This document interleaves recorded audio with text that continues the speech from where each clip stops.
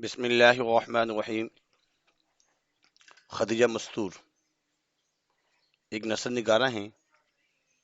ان کی نثر نگاری کی خصوصیات پر تبصرہ کیسے لکھنا ہوتا ہے، کیا کیا چیزیں اس میں لکھنی ہوتی ہیں، آج کے لیکچر میں ہم اس کو پڑھیں گے۔ انٹر میں بھی اور ڈگری کلاسز کے لیے بھی بہت ہی امپورٹنٹ ہے یہ، چاہے وہ سائنس گروپ ہے، کامرس ہے یا آرٹس ہے، سب کے لیے امپورٹنٹ ہے۔ اس لیے آج کا جو لیکچر ہے وہ یہی ہے۔ 3 چیزیں لکھنا ضروری ہوتی ہیں: انٹروڈکشن، عمدہ تمہید ہو، ان کی تصانیف، خصوصیات، ناقدین کی آراء، یہ تمام چیزیں بہت ضروری ہیں۔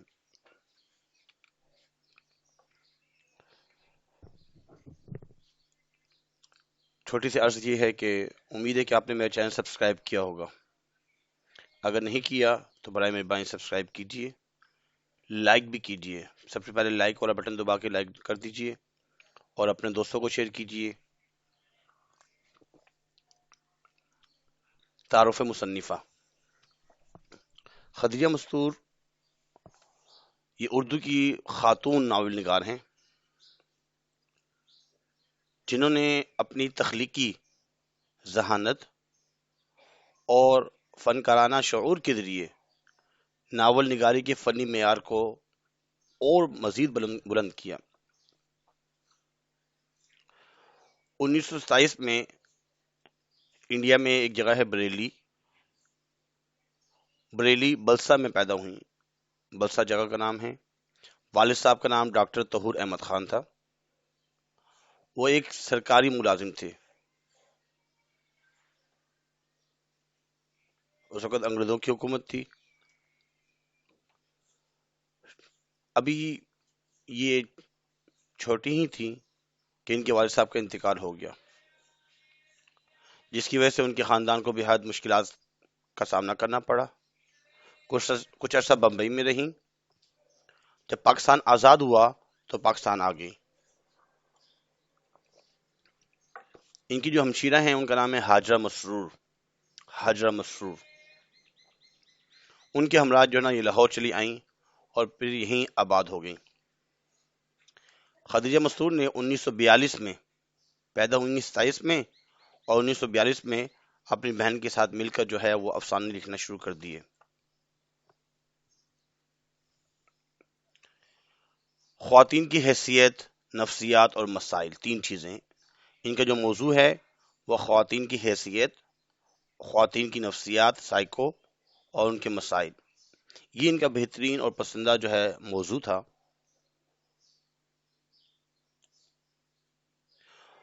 1962 میں ان کا ایک ناول ہے آنگن، اس پر ان کو آدم جی ایوارڈ ملا۔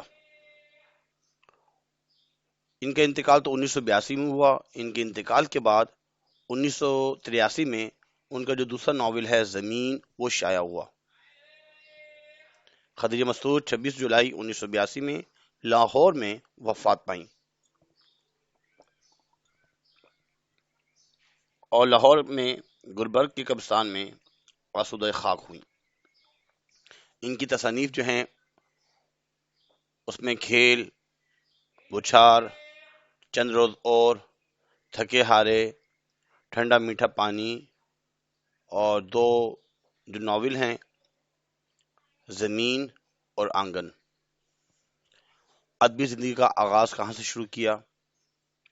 انہوں نے کم عمری میں ہی کہانی لکھنی شروع کر دی اور بمبئی میں قیام کے دوران ان کے فن کو بہت جلا حاصل ہوئی، پذیرائی ملی ان کو، لیکن ان کی اصل تخلیقات لاہور کے قیام کے دین ہیں، جو لاہور میں رہیں۔ اس میں جو انہوں نے مضامین لکھے، جو کہانیاں لکھی، وہ زیادہ مشہور ہوئی۔ خدیجہ مستور اور ان کی افسانہ نگار بہن ہاجرہ مسرور کو احمد ندیم قاسمی جیسی شخصیات کی سرپرستی حاصل ہوئی۔ اس کے بعد تو وہ مسلسل لکھتی رہیں اور ان کی کہانیاں انڈیا میں، پاکستان کے مختلف ادبی رسالے میں بھی شائع ہوتی رہیں۔ انہوں نے بہت جلد نمایاں ادبی مقام حاصل کر لیا۔ ان کا افسانہ محافظ الملک بے حد مشہور ہوا جو ایک خاص دور کی عکاسی کرتا ہے۔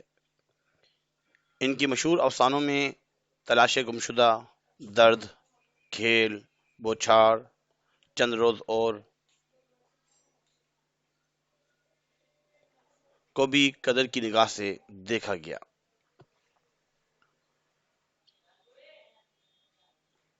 ناول نگاری برصغیر پاک و ہند کی تقسیم پر متعدد اردو ناول نگاروں نے ناول لکھے، جن میں خدیجہ مستور کا آنگن بہت ہی اہمیت کا حامل ہے رہا۔ اس میں تقسیم ہند کی نہ صرف تاریخ لکھی، بلکہ اس ناول میں اس دور کا جیتا جاگتا معاشرہ بھی نظر آتا ہے۔ اب ان کو کیا کیا اعزاز ملے؟ آنگن پر ان کو پاکستان کا سب سے بڑا ادبی انعام آدم جی پرائز بھی ملا۔ اس ناول میں خدیجہ مستور کا فن اپنے عروج پر نظر آتا ہے۔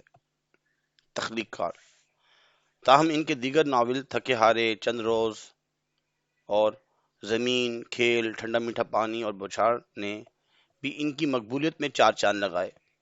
انہوں نے اپنے ناولوں میں کئی سماجی، تہذیبی، معاشرتی، سیاسی اور معاشی تحریکوں کا جائزہ بھی لیا اور ان کا ماہرانہ تجزیہ پیش کیا۔ خدیجہ مستور کا شمار ایک سنجیدہ اور گہری سوچ رکھنے والی تخلیق کار کی حیثیت سے ہوتا ہے۔ فنکاری خدیجہ مستور نے اپنے دوسرے ناول زمین میں قیام پاکستان کے وقت اور اس کے بعد کے جو حالات تھے ان کو بڑی فنکاری کے ساتھ اجاگر کیا۔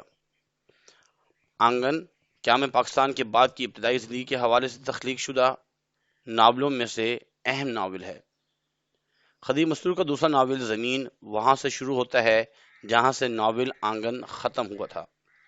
زمین کو آنگن کی توسیع بھی کہا جاتا ہے۔ متوازن امتزاج کے عکاس خواجہ مسرور کے افسانے زندگی، فن اور شخصیت کے معتدل اور متوازن امتزاج کے عکاس ہیں۔ ان کی کہانیوں میں حیات انسانی کی معمولی سی تبدیلی کی بھی تصاویر دکھائی دیتی ہے۔ انسان کی زندگی میں کیا کیا تبدیلی رونما ہوتی ہیں، وہ فرد کی ذہنی اور جذباتی کیفیتوں سے بھی غافل نہیں ہیں۔ وہ پورے اخلاص کے ساتھ زندگی سے رشتہ جوڑتی ہیں۔ خدیجہ مستور نے اپنے فن کے ذریعے اردو ادب کی جو خدمات سر انجام دی ہیں، انہیں تاریخ ادب اردو میں ہمیشہ سنہرے حروف میں لکھا جائے گا۔ موضوع ہماری زندگی کے روزمرہ مسائل، ہماری زندگی جو روزمرہ کے مسائل ہیں وہ ان کے اکثر موضوع بنتے رہے۔ خدیجہ مستور نے بھی ترقی پسندوں کی طرح زندگی کے اس جدوجہد میں سب سے اہم عنصر معاشت کو قرار دیا۔ اس لیے فرد کی اگر معاشی زندگی مضبوط ہو تو وہ بہت سے جرائم اور گناہوں سے بچ سکتا ہے۔ اس لیے ترقی پسندوں نے ہمیشہ غریب انسان اور اس کی مجبوری کی حمایت کی۔ معاشرے اور اس کے کردار، معاشرے میں کیا کیا کردار ہیں ان کے، یوں خدیجہ مستور نے بھی اس نقطۂ نظر سے معاشرے اور اس کے کرداروں کو دیکھا۔ مثلا ان کا ایک افسانہ ہے ہینڈ پمپ، جس میں ایک عورت کے ایک گھر میں ملازم ہے اور محنت سے روٹی کماتی ہے، پیسے کماتی ہے۔ ایک وقت جب اس کی ضرورت نہیں رہتی تو اسے نکال دیا جاتا ہے، لیکن جب تک وہ محنت کر سکتی ہے، کماتی ہے اور کھاتی ہے۔ لیکن جب وہ کچھ بھی کرنے سے معذور ہو جاتی ہے تو پھر وہ ہمت نہیں ہارتی اور ایک ہینڈ پمپ کھولتی ہے اور اس کا پانی فروخت کرنا شروع کر دیتی ہے۔ اس کے اس عمل کو لوگ برا تصور کرتے ہیں، لیکن اس کا زندہ رہنے کے لیے یہ سب کچھ کرنا پڑتا ہے۔ مفلسی اور غربت، مفلسی اور غربت کے حوالے سے ایک افسانہ لعنتی ہے۔ اس میں اس طبقاتی تقسیم کے خلاف آواز اٹھانے کی کوشش کی گئی ہے۔ لعنتی کا کردار رضوان، جو ایک نوکرانی کا بچہ ہے، بہت حد تک ناول آنگن کے کردار اسرار میاں سے مماثلت رکھتا ہے۔ اس کے علاوہ ان کے ہاں نفسیاتی موضوعات اور عورتوں پر ہونے والے ظلم و ستم کے موضوعات بھی ملتے ہیں۔ آخری ایام خدیجہ مستور کا انتقال 26 جولائی 1982 کو عارضہ قلب کے سبب لندن میں ہوا۔ اور ان کا جسد خاکی لاہور لا کر قبرستان گربانگٹ کبوتر پورا میں سپرد خاک کیا گیا۔ بہت ہی آسان لیکچر ہے خدیجہ مستور کا، امید ہے کہ آپ کو سمجھ میں آیا ہوگا۔ آج کے لیے اتنا ہی کافی ہے۔ اللہ حافظ۔ لازمی دوستوں کو شیئر کیجیے گا۔